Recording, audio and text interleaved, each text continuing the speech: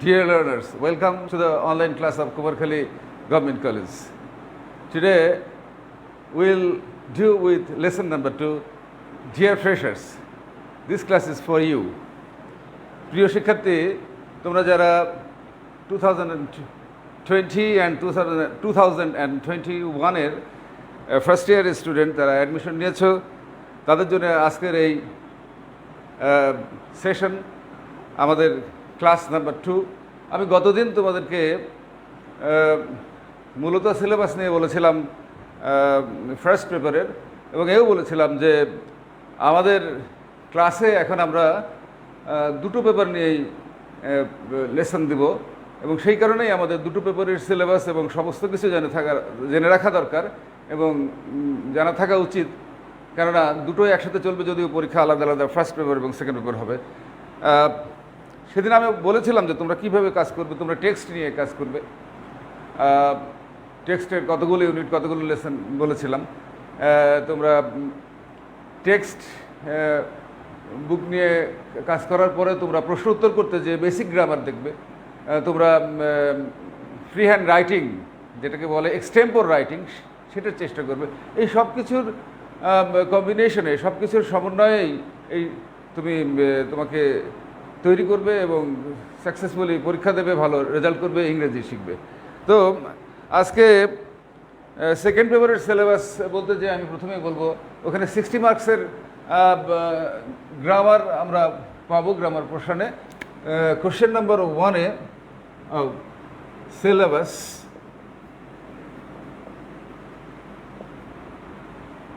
of paper 2, 60 মার্কসের grammar পোর্শনে তুমি প্রথমে পাবে আর্টিকেল।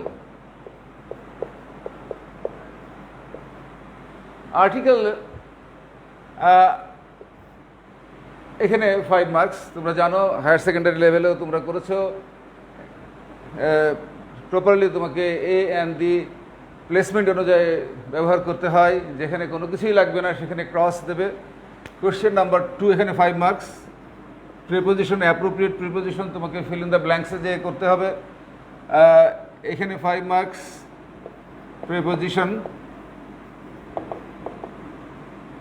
কোশ্চেন নাম্বার 3-তে তুমি পাবে special uses of some words and phrases. একটা বক্সে কিছু ওয়ার্ড বা ফ্রেজ থাকবে, তোমার 10টা ডিজিট দিয়ে 10টা সেন্টেন্স থাকবে, তোমার এখান থেকে ওয়ার্ড অথবা ফ্রেজ ইউজ করে ফিল আপ করতে হবে। এইখানে 5 মার্ক।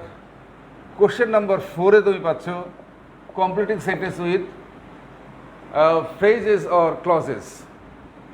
10টা সেন্টেন্সের এখানে 5, এখানে 10টা সেন্টেন্সের শুরুতে অথবা মাঝে যে কোনো জায়গায় ব্ল্যাঙ্ক থাকছে, নিয়ম অনুযায়ী, অর্থ অনুযায়ী তোমাকে ওখানে ফ্রেজ অথবা ক্লজ দিয়ে পূরণ করতে হচ্ছে। এই প্রশ্নে 10টাতে তুমি পাচ্ছ 5। এরপরে থাকবে কারেক্ট ফর্ম অফ ভার্বস। তোমার ব্র্যাকেটে একটা সেন্টেন্সে ইনকারেক্ট ভার্ব থাকবে, তোমার ওই সেন্টেন্সের ক্রাইটেরিয়া অনুযায়ী, বৈশিষ্ট্য অনুযায়ী তোমাকে বুঝতে হবে যে এখানে এই ভার্বটা এরকমই থাকবে কি চেঞ্জড হয়ে যাবে। চেঞ্জড হয়ে যাওয়ার সম্ভাবনা বেশি থাকে, ওরকমও থাকে, ওইটাকে তোমাকে টেস্ট করা হয়। কোশ্চেন নাম্বার 6, কোনো বোর্ডে 5 আগে 6 পরে এরকম থাকে, সেটা কোনো সমস্যা না, কিন্তু 12 কোশ্চেন্সে 60 মার্কস তোমরা পাবে। আমি বলেছি verb, article, preposition, special uses of words of phrases, completing sentences. Words or phrases, completing sentences,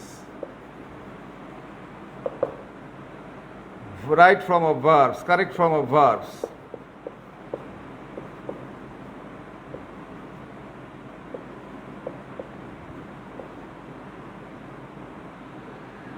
এরপরে তোমরা চেঞ্জিং স্পিচ পাবে।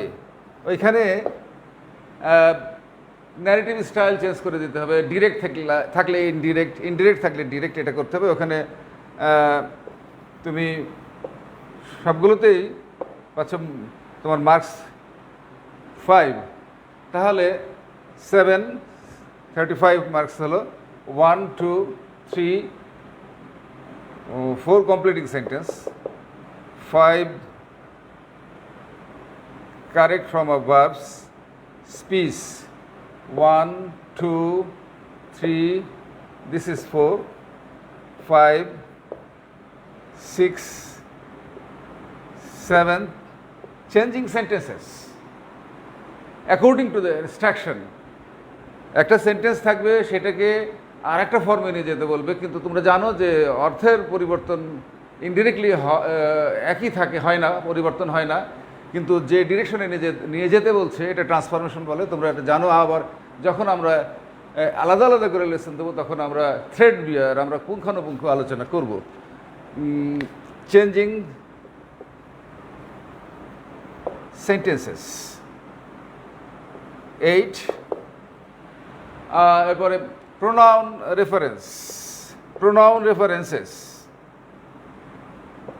রেফারেন্সেস। এইখানে আমরা আমাদের অ্যান্টিসিডেন্ট নাউন যেটা থাকবে প্রোনাউনের জন্য, সেটা দেখে আমরা প্রোনাউনটা ক্লিয়ার করব। তোমাদেরকে এটার জন্য স্পেশাল লেসন দেওয়া হবে। 9, এখানে থাকবে 9 মডিফায়ার। একটা প্যাসেজে কতগুলো সেন্টেন্সে 10টা ডিজিট থাকবে, নির্দিষ্ট জায়গায় ব্ল্যাঙ্ক দিয়ে বলবে সামনের অথবা পরের শব্দটাকে এই অনুযায়ী মডিফাই করো, তাকে এইটাতে পরিণত করো। অর্থাৎ সামনে পরিবর্তিত করলে প্রি মডিফাই, পরে পরিবর্তিত করলে পোস্ট মডিফাই। যদি বলে অ্যাজেক্টিভ দাও, অ্যাজেক্টিভ দিতে হবে। যদি বলে তুমি ইনফিনিটিভ করো, ইনফিনিটিভ দিতে হবে। It is to practise, it's to learn. পরে তোমরা যখন ক্লাসে অংশগ্রহণ করবে প্রত্যেকটা আলাদা আলাদা করে চ্যাপ্টার থাকছে। Number 10, connectors. 10টা সেন্টেন্সে একটা প্যাসেজের ব্ল্যাঙ্ক থাকবে, সেইখানে কনজাংশনের মতন এবং কানেক্টরসগুলো আসবে, যা দুটো অংশকে বিযুক্ত বলবো এভাবে, যে যদি নেগেটিভ পজিটিভ দুই পাশে দুরকম কথা থাকে, যাই হোক দুটো অংশকে মূলত কানেক্ট করার জন্য যেগুলো আসবে সেটা হবে কানেক্টরস। Question number 10। 11, একটা প্যাসেজে আন্ডারলাইন কতগুলো ওয়ার্ডস থাকবে, তার সিনোনিম অ্যান্টোনিম দিতে হবে, সমার্থক এবং বিপরীতার্থক শব্দ দিতে হবে। কোশ্চেন নাম্বার 12, পাংচুয়েশন মার্কস ঠিক থাকবে না। পাংচুয়েশন মার্কস, জ্যোতি বা ছেদ চিহ্ন, ফুল স্টপ, কমা, সেমিকোলন ইত্যাদি ঠিক থাকবে না। ক্যাপিটাল লেটার, স্পিচ যদি থাকে তা ইনভার্টেড কমা, এগুলো ঠিক করে লিখতে হবে। এইখানে থাকবে আমাদের 12 × 5, 60 marks of grammar section. 60 marks থাকছে গ্রামার সেকশনে। এরপরে আমরা আসবো কম্পোজিশন চ্যাপ্টার, রিটেন পার্ট, লিখিত অংশ। সেখানে 40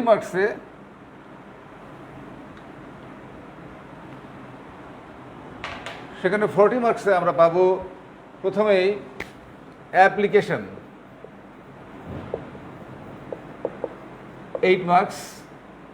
আমরা পাবো রিপোর্ট রাইটিং, প্রতিবেদন লেখা।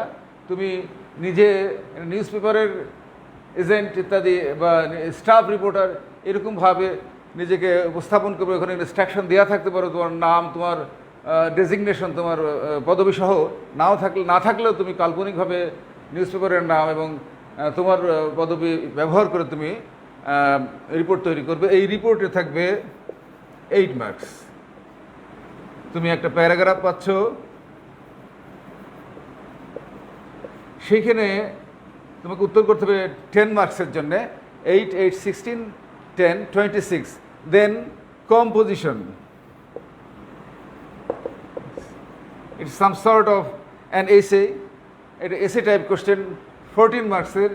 এটি অনেকগুলো প্যারাগ্রাফে অনেকগুলো স্টেপে ভাগ হয়ে একটা এসে টাইপ কোশ্চেন যাবে, একটা ন্যারেশন থাকবে। এইটা হলো কম্পোজিশন, 40 মার্কস। এই সব মিলে আমাদের 100 মার্কস। ডিয়ার স্টুডেন্টস, আমি আগেই বলেছি কতগুলো ভাগে ভাগ করতে হবে আমাদের পড়াশোনাটাকে, আমাদের কোর্স ইংলিশকে। তা প্রথমেই আমরা কাজ করব টেক্সট বুক নিয়ে। তো আগামী দিন আমি তোমাদেরকে পড়া দিয়ে রাখলাম unit 1, lesson 1, the unforgettable history. ওখানে তোমরা পাবে the historical and the unforgettable speech of 7th March of 1971 delivered by the father of the nation, Bangabandhu Sheikh Mujibur Rahman, for Bangladesh, for the birth of Bangladesh. That was the declaration from him, I think. After all, the official declaration was on 26th of March, but 7th March, the speech, the delivered speech of the father of the nation of 7th March was very much significant. ওইটা তোমরা পড়বে, ওইটা নিয়ে তোমাদের সঙ্গে আলোচনায় আসবো। তোমাদের সঙ্গে আই কন্ট্যাক্ট না থাকলেও যতটুকু করা সম্ভব সেগুলো করবো। ওখানকার আনকমন বলে তোমার কাছে যেগুলো মনে হবে তুমি মার্ক করে দেখবে, সেগুলো আমি এখানেও আমি যতটা বুঝবো ততটা মেনশন করে তোমাদেরকে বলার চেষ্টা করব। এরপরে তোমরা কোশ্চেন আনসার করতে যাবে পেপার ওয়ানে। আমি এখন পেপার ওয়ান নিয়ে বলছি। পেপার ওয়ানে তুমি যখন কোশ্চেন আনসার করছো তখন নিশ্চয় পাবে এমসিকিউ কোশ্চেন নাম্বার 1A তে পাচ্ছ MCQ multiple choice of question. এত ক্লোজলি থাকে এই প্যাসেজ থেকে নিয়ে, এত ক্লোজলি থাকে যে তুমি কনফিউজ হবে, তোমাকে কনফিউজ করতে চাইবে। সে নেলসন ম্যান্ডেলা, উনি বর্ণবাদের শেষ চেয়েছিলেন, বর্ণবাদের সমাধান করতে চেয়েছিলেন, সাদা কালোর দূরত্ব দূর করতে চেয়েছিলেন। এখানে বললো হি ওয়ান্ট টু রিমুভ অ্যাপার্থিড। হ্যাঁ, তো বর্ণবাদের অবসান তিনি চেয়েছিলেন। তো ওইখানে তিনি কি চেয়েছিলেন একটা প্রশ্ন থাকলো, তখন উত্তর থাকলো apartheid, to remove the difference between white and black. আরও কথা লিখলেন যে আর সবগুলোই চেয়েছিলেন, কিন্তু সবচেয়ে closest meaning the basic the fundamental ঠিক হচ্ছে অ্যাপার্থিড। আমার উত্তরটা ওখানে হবে। আবার এমনও থাকে যে দুটো কোনোভাবেই হবে না। He was a man of South America, he reconciled with the white people, মানে তিনি দক্ষিণ আমেরিকার মানুষ ছিলেন, বন্ধুত্ব করে ফেললেন সাদাদের সঙ্গে, তা না। এইখানে হয়তো দুটো আছে, একটা অ্যাপার্থিড আর একটা টু রিমুভ।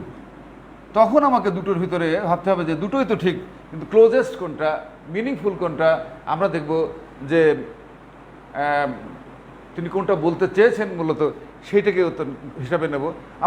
আমরা মনে করি এমসিকিউ যে কোনোটা একটা টিক দিলে বা ওভাল ফিল আপ করলে, বৃত্ত পূরণ করলে আমরা সাকসেসফুল হলাম, তা না। এখানে চিন্তা করার আছে, সেই জন্য সব জায়গায় 5 মার্কস। আমার অন্য কোশ্চেনে প্রিপোজিশনে 5 মার্কস আমি খুব গুরুত্ব দেবো, ওখানে দেবো না তা কিন্তু না। সবগুলোই গুরুত্ব পাবার মতন কোশ্চেন এখানে থাকবে।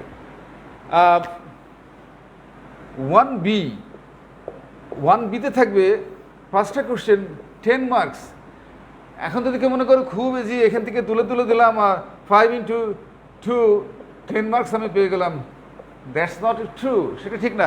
তোমাকে বুঝতে হবে এইখানকার টেক্সট বেসিস, এইটাকে বেস করে কি প্রশ্ন করলো, তাহলে আমি কি বলতে পারি। সরাসরি তুললে বাই চান্স হতে পারে, কিন্তু ম্যাক্সিমাম সময় হবে না। তোমাকে এই কথাটা তোমার কথা পরিণত করে লিখতে হবে। তার জন্য তোমার দরকার গ্রামার, তার জন্য তোমার দরকার কনফিডেন্স এবং প্র্যাকটিস। তো এই 10 মার্কস নিয়ে তোমরা কাজ করবে। আর আমি বলেছিলাম তোমাদের সঙ্গে কাজ হবে বেসিক গ্রামার নিয়ে। তো বেসিক গ্রামার মূলত শুরু হয় সেকেন্ডারি লেভেলেরও আগে, কিন্তু সেইগুলো আমরা পরীক্ষা পাশ করার জন্য সংজ্ঞা হিসাবে উদাহরণ দেখে মুখস্থ করে লিখে পাশ করিস, কিন্তু সেগুলোর অ্যাপ্লিকেশন আমাদের যাচ্ছে কিনা, বা যেখানে ইউজ করতে হওয়া যেখানে আসে সেখানে আমরা দেখে বুঝছি কিনা, সেইটাই হলো আমার জানা। এইটাই হলো আমার গ্রামারের নলেজ। তো সেইটা যদি থাকে তাহলে সমস্ত জায়গায় তুমি প্রপারলি ইউজ করতে পারবে। তা এটা নিশ্চয়ই তোমরা পড়ে এসছো। এখানে হায়ার সেকেন্ডারিতে এইভাবে দেখানোর কোনো সিলেবাস নেই, তবুও ফর রিভিশন আমরা অন্যবার ক্লাসে সরাসরি জিজ্ঞেস করি, কারো সমস্যা হলে সবাই মিলে পার্টিসিপেটরি ডিসকাশনের মাধ্যমে সেটার সমাধানে যায়। তো এই অনলাইন ক্লাসে আমি আবারও এর তো একটা নিয়ম আছে, যেমন 11 লিখতে গেলে প্রথমে 1 লেখা শেখা লাগে, তারপরে দুটো 1 লিখলে 11 হয়, এটা পরে বলতে হয়। সেরকম আমাদের প্রথম থেকে যেতে হয়। প্রথমেই যদি আলোচনায় আসবে parts of speech. Parts of speech.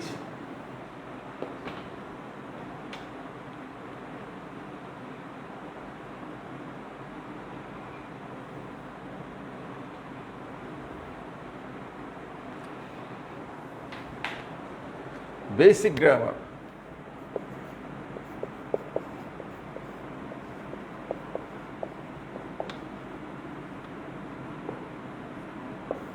Parts of speech, উক্তি। আমরা উক্তি যেটা বলি, লিখলে সেন্টেন্স, তার তো অংশ আছে।